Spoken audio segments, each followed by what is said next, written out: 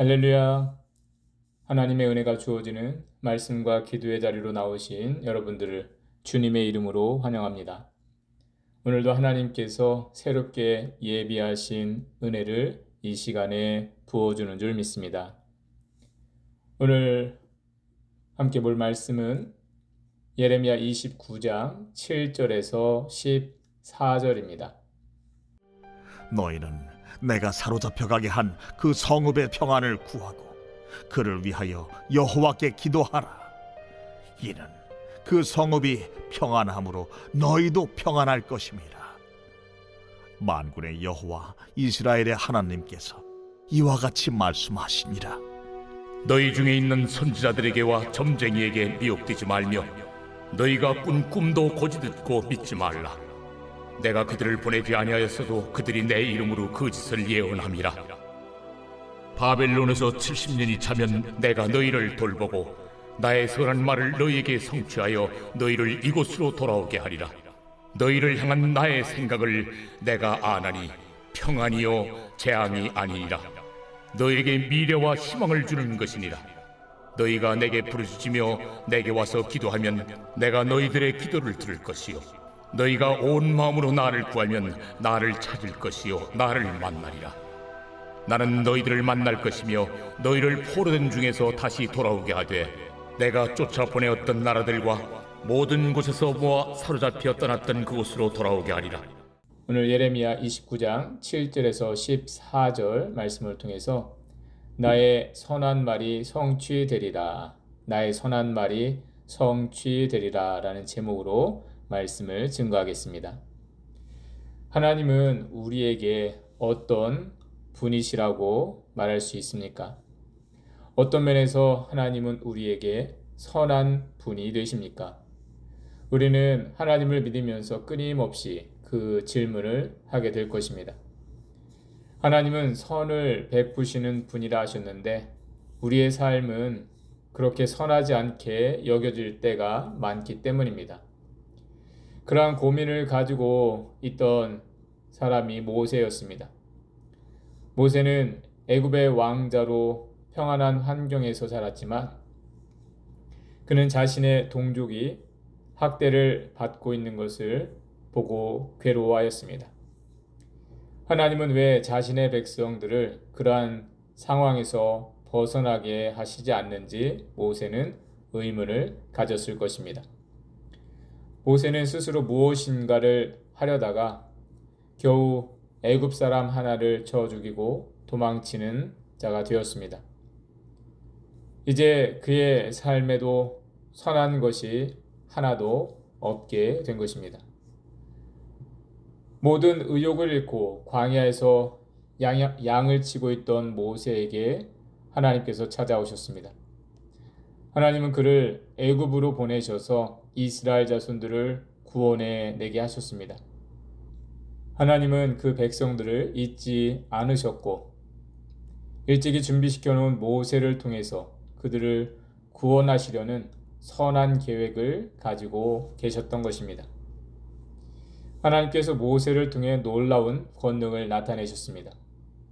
애굽은 거의 망할 지경이 되도록 심판을 받고 이스라엘 자손들을 내보내게 되었습니다.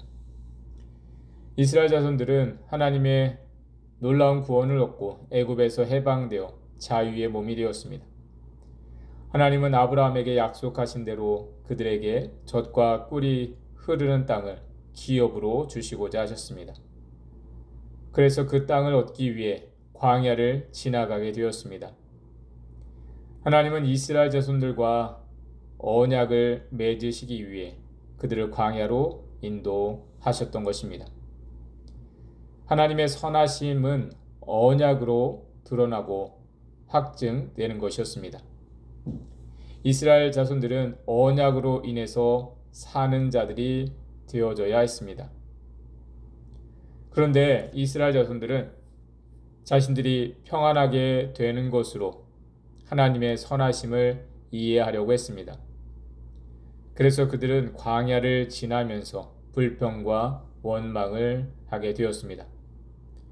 하나님이 자신들을 광야에서 죽게 하려고 애굽에서 이끌어내신 것이 아니냐 하며 하나님을 악평하였습니다. 그들은 하나님의 선하심을 믿지 못했던 것입니다. 그러한 가운데에 이스라엘 자손들은 자신들이 생각하는 선한 것을 얻으려고 하나님을 배반하고 떠나가게 되었습니다. 그러한 가운데 결국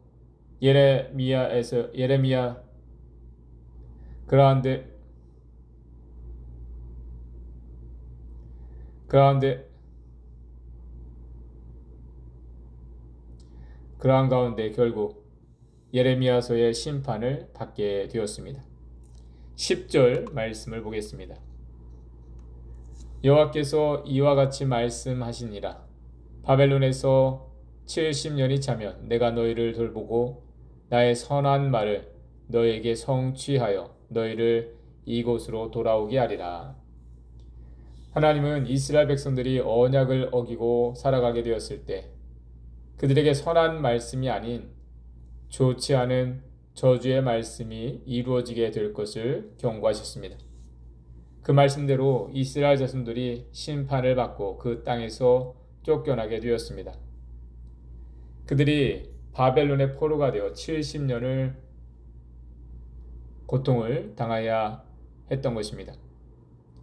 그런데 그 기간을 정하신 것도 하나님께서 그들을 다시 회복하시기 위함이었습니다.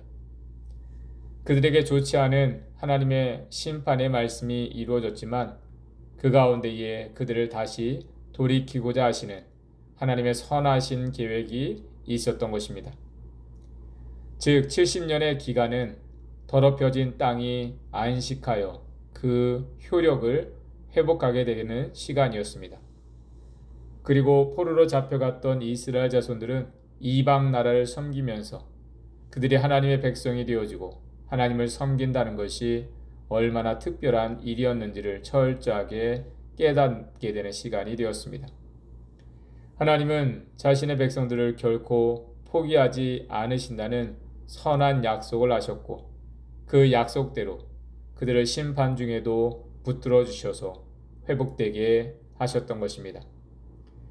그러한 뜻을 분명히 하시는 말씀이 다음과 같습니다. 11절 말씀 보겠습니다. 여호와의 말씀이니라. 너희를 향한 나의 생각을 내가 아나니 평안이요 재앙이 아니니라. 너희에게 미래와 희망을 주는 것이니라. 이스라엘 자손들은 끊임없이 하나님의 인도하심을 의심했습니다. 그들은 하나님의 선하심을 자신의 환경 속에서만 이해하려고 하였습니다. 자신들이 원하는 환경이 되어지지 않으면 그들은 하나님은 선하지 않다고 여겼던 것입니다.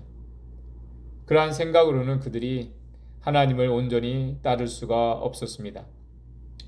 이 땅의 환경은 온갖 문제로 하나님을 부인하게 만드는 곳이 되었기 때문입니다. 욥에게 있던 시험이 그렇습니다. 사탄은 욥에게 재앙을 가져다 주므로 그가 하나님의 선하심을 부인하게 하려 했습니다. 대부분의 사람들이 환경에 어려움이 있으면 하나님을 원망하였기 때문입니다.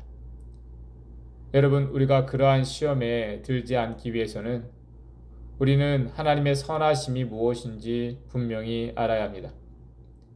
하나님의 선하심은 우리를 포기하지 않으신다는 것이며 우리에게 참된 소망을 주시려 하는 것입니다. 그러한 뜻을 하나님은 오늘 예레미야서를 통해서 분명히 하셨습니다. 비록 이스라엘 자손들이 심판을 받고 흩어지게 되었지만 그들에게 소망을 주시고자 하는 하나님의 뜻은 변함이 없으셨습니다.